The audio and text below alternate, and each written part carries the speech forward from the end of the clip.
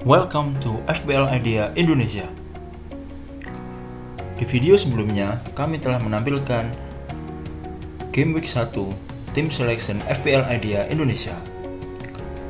Seperti yang kami infokan sebelumnya, tim ini adalah gambaran besar di mana pemilihan tim masih belum fix. Di sini, kami melakukan dua transfer pemain, yaitu Saint-Maximin dan Bednarek, yang digantikan oleh Bukayo Saka dan Justin.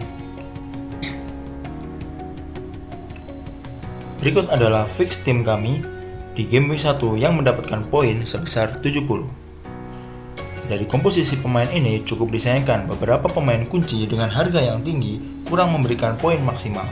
Seperti yang kita tahu, minggu lalu Liverpool berhasil mengalahkan Leeds dengan skor 4-3, di mana Liverpool harus kebobolan 3 gol di laga perdana. Di pertandingan kemarin, Trent Alexander-Arnold tampil kurang baik, di mana Arnold kurang berkontribusi dalam serangan dan juga melakukan beberapa kesalahan, yang salah satunya membuat Jack Harrison berhasil membobol gawang Alisson Becker. Namun di sisi lain, poin lebih didapatkan oleh James Justin yang baru saja ditransfer di beberapa jam terakhir sebelum deadline game week 1 menggantikan Bednarek,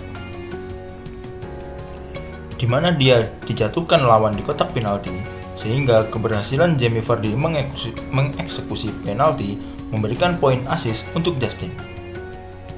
Selanjutnya, kapten pilihan kami di game week 1, Aubameyang, berhasil menciptakan 1 gol saat Arsenal mengalahkan Fulham dengan skor 0-3. Aubameyang baru saja menandatangani kontrak baru dengan Arsenal, sehingga bisa dipastikan secara mental dan moral kapten Arsenal ini sedang dalam kondisi terbaik.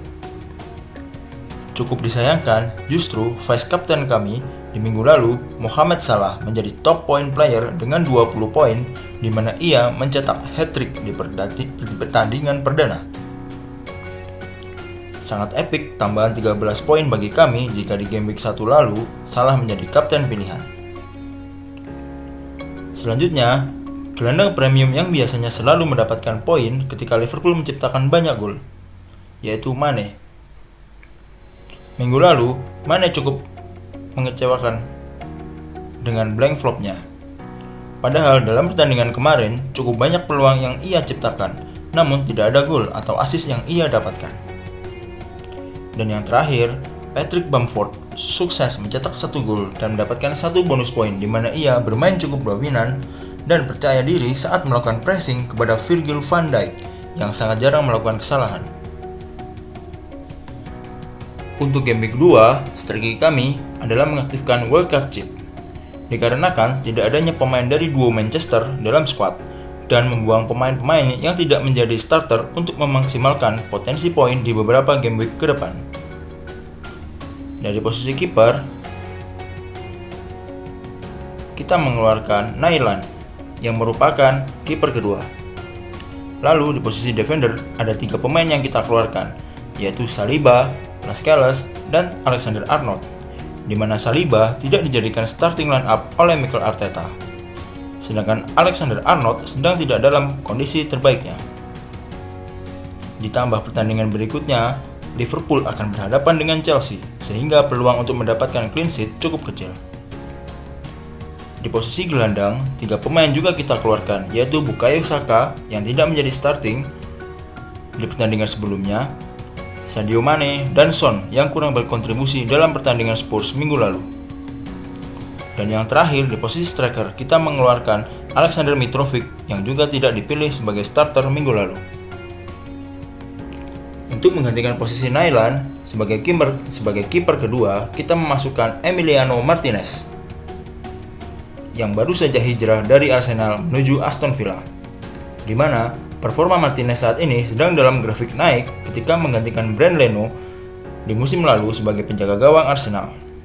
Selanjutnya, ada Tariq Lamptey dari Brighton yang minggu lalu tampil impresif membahayakan gawang Chelsea yang merupakan timnya sebelum bergabung dengan Brighton di musim lalu.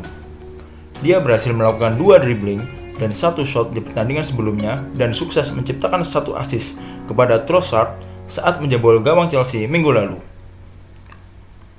Lalu ada punggawa dari Everton, Seamus Coleman, di mana hampir bisa dipastikan ia akan menjadi starter dikarenakan pesaingnya di sisi kanan, Fabian Delph, masih mengalami cedera. Dan defender terakhir yaitu Jamal Lewis yang baru saja dibeli dari Norwich. Tampil cukup apik saat Newcastle mengalahkan Southampton 0-2 minggu lalu. Selanjutnya, untuk pos midfielder, kita memilih Bissouma yang cocok digunakan sebagai pemain cadangan dengan harga minimum 4,5 pounds.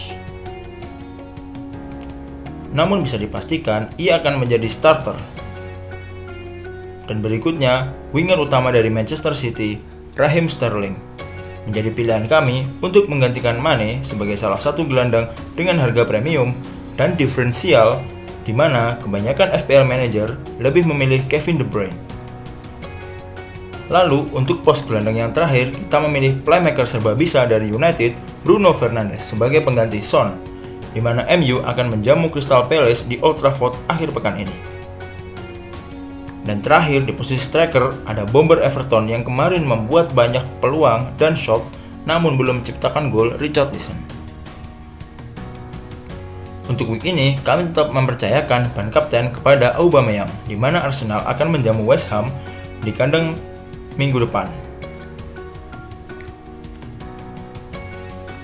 Bagi Anda yang belum join Liga FPL Idea Indonesia, masih bisa join dengan kode U5ORJ4 atau klik linknya di kolom deskripsi. Sekian video dari kami, FPL Idea Indonesia. Untuk pertanyaan dan saran bisa dituliskan di kolom komentar. Jangan lupa like dan subscribe. See you on the next video.